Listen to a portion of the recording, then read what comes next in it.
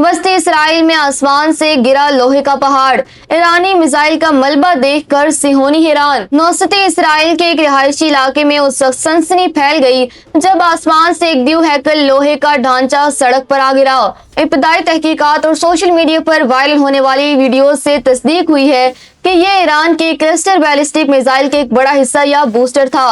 हैरान कुन बात यह है कि इतना भारी भरकम हिस्सा गिरने के बावजूद ना तो कोई धमाका हुआ और ना ही कोई जानी नुकसान हुआ, जिसने मुकामी लोगों को हैरत में डाल दिया। माहिरीन का कहना है कि इसके पीछे दो बड़ी वजूहात हो सकती हैं। पहले ये कि ये मिसाइल का खाली खोल था जिसका काम सिर्फ मिसाइल को फिजा में धकेलना होता है। असल बारूद वाला हिस्सा इससे बहुत पहले अलग होकर अपने हदफ की तरफ जा चुका था। दूसरी वजह इसराइली दिफाई निजाम एरो की मदाखलत हो सकती है, जिसने इसे फिजा में ही नाकारा बना दिया, जिसके नतीजे में जमीन पर गिरने वाला ये हिस्सा सिर्फ बेज़रर मलबा साबित हुआ।